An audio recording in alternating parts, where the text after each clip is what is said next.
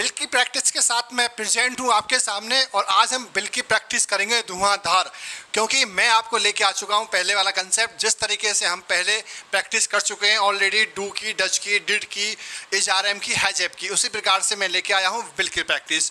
और मैं आपको पहले ही बता चुका हूँ जैसा कि शैल और विल का जो यूज होता है फ्यूचर इंडेफिनिट टेंस में होता है, तो अभी हम फ्यूचर इंडेफिनिट टेंस की प्रैक्टिस कर रहे हैं इस समय, और इसमें क्वेश्चन आंसर्स के रिलेटेड हम बात करेंगे। तो बच्चों देखिए, मैंने एक साइड लगे हैं आपके एक्शंस, क्योंकि मैं एक्शन से स्टार्ट करता हूं और एक्शंस के बारे में पहले बता चुका हूं कि एक्शंस क्या होते हैं। एक्शंस वो वर्क होते हैं जो हम कोई काम करते हैं, जैसे नीड द डग, इसका मतलब होता है आटा गूंथना। ब्रेक द टेबल, टेबल तोड़ना। ब्रेक द चेयर, चेयर तोड़ना। Leave in lurch, leave in lurch का होता है मझदार में छोड़ना। मझदार का मतलब बीच रास्ते में छोड़ना। मान के चलिए आपने अपने किसी पार्टनर के साथ में कोई बिजनेस स्टार्ट की और उसने बीच रास्ते में आपको छोड़ दिया, है ना, तो वो होता है leave in lurch. Help the needy, जरूरतमंद की सहायता करना। Fail at the 11th hour, fail at the 11th hour का मतलब होता है अंतिम क्षणों में फेल होना। अंतिम क्षणों में यानी देखिए 11th आवर, यानी कि जैसे 12 घंटे होते हैं तो 11 यानी लास्ट वाले पॉइंट पे फेल होना। प्ले फुटबॉल, फुटबॉल खेलना। फेस द प्रॉब्लम, प्रॉब्लम को फेस करना, जैसे कि आई फेस द प्रॉब्लम, मैं प्रॉब्लम फेस करूंगा। विन द मैच, मैच जीतना। Go to Delhi next week, अगले हफ्ते दिल्ली जाना। डू एमबीए, एमबीए करना। ठीक है गाइज, ये एक्शंस है। नेक्स्ट है गो फॉर पिकनिक, पिकनिक पर जाना। डांस इन पार्टी, पार्टी में डांस करना। डांस इन बारात, बारात में डांस करना।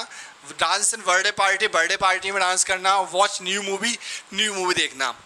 गो for an interview, go for an interview, interview के लिए जाना।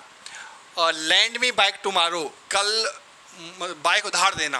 लैंड मैन होता है उधार देना, बाइक यानी कल मुझे बाइक उधार देना। हो सकता है मुझे कुछ काम हो, है ना, तो मैं कल जाऊंगा तो मुझे बाइक उधार चाहिए, ऐसे करके। Attend the party in evening, evening में पार्टी अटेंड करना। हमारा जो कंसेप्ट है वो किस तरीके से हम किस तरह से प्रैक्टिस करते हैं, हम करते हैं will you action. Yes I action, no I won't action. Will you action का मतलब है यहाँ पर हम एक्शन की जगह कुछ भी लगाएंगे। हमने कहा जैसे गो फॉर पिकनिक, तो हमने कहा बिल्यू गो फॉर पिकनिक, क्या पिकनिक पे चलोगे? यस आइल एक्शन, यानी आइल गो फॉर पिकनिक। हमने सिर्फ यहाँ एक्शन की जगह ये वाला एक्शन लगा दिया, बस इतना ही करना है आपको। अगर नो में आंसर होता है तो नो आई वॉन्ट एक्शन, यानी कि एक्शन की जगह ये लगा दिया गो फॉर पिकनिक, तो हमने क्या बन गया ये no I won't go for picnic. तो हम इसको एक बार मिला देते हैं इसके साथ में और फिर बोलते हैं कि will you go for picnic? Yes I go for picnic, no I won't go for picnic. क्या तुम पिकनिक पे जाओगे? यस मैं पिकनिक पे जाऊंगा, नहीं मैं पिकनिक पे नहीं जाऊंगा। इस तरीके से प्रैक्टिस करेंगे हम, क्योंकि हम इस तरह से प्रैक्टिस करेंगे तो हमारे क्वेश्चन आंसर यस और नो में दोनों क्लियर हो जाएंगे और क्वेश्चन पूछना भी आपको आ जाएगा। तो बच्चों देखिए, अब मैं आपको ये बता दूं कि हमें एक्शन किस तरीके से लगाने हैं और किस सब्जेक्ट के साथ लगाने हैं। हमने लगा यू को, तो हमने लिखा will you go for picnic, क्या आप पिकनिक को जाओगे, पिकनिक के लिए जाओगे? Yes I go for picnic, हाँ मैं पिकनिक के लिए जाऊंगा।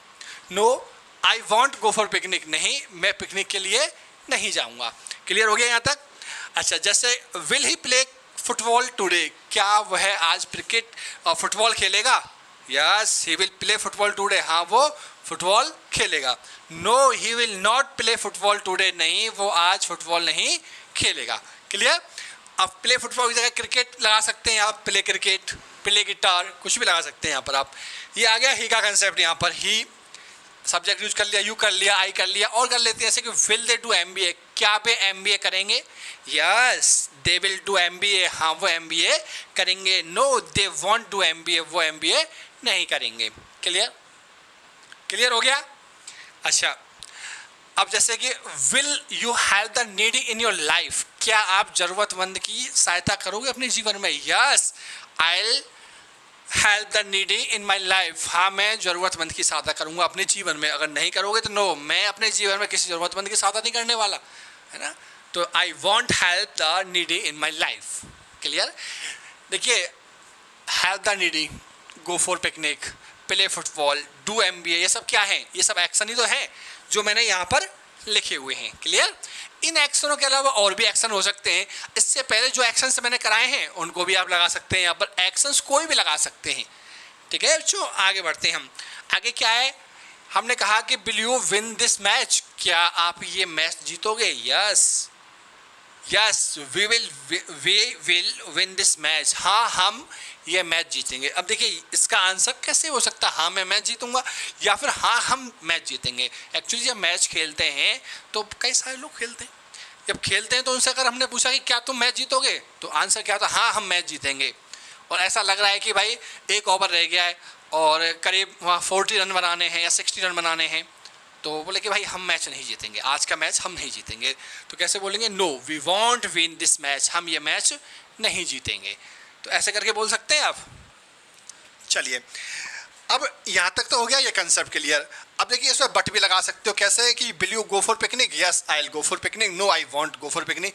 बट अब हमने इसके बाद लगाया यहाँ पर, कैसे लगाया, will you go for picnic, क्या आप पिकनिक पे जाओगे, yes I will go for picnic, but he will not go for picnic, लेकिन वो पिकनिक पर नहीं जाएगा। अब बट वाला मैं पहले ही बता चुका हूँ, बट वाला अगर आप पहली बार वीडियो देख रहे हैं तो बट का सेंस ये है कि हम लोग क्या करते हैं कि ज़्यादा से ज़्यादा इंग्लिश के प्रैक्टिस करने के लिए हम सेंटेंसेस, एक से अधिक सेंटेंस बोलते हैं। तो हमने यहाँ पर देखिए हमारे 3 सेंटेंस बोलना सीख गए हम यहाँ पर, ये इंट्रोगेटिव, ये आपका अफर्मेटिव, ये आपका नेगेटिव, और ये इसी के साथ में ही आपका नेगेटिव। लेकिन एक एक्शन से हमने 4 सेंटेंस बना लिए, तो इसलिए हम बट का यूज करते हैं यहाँ पर। क्लियर हो गया बच्चों? चलिए ऐसे यहाँ पर लगा लेना बट का, ऐसे यहाँ पर लगा लेना।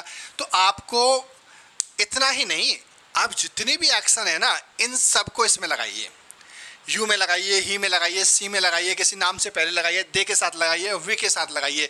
जैसे कि क्या हम कल स्कूल जाएंगे, will we go to school tomorrow, कल हम दिल्ली जाएंगे, will we go to Delhi tomorrow, क्या हम कल दिल्ली जाएंगे।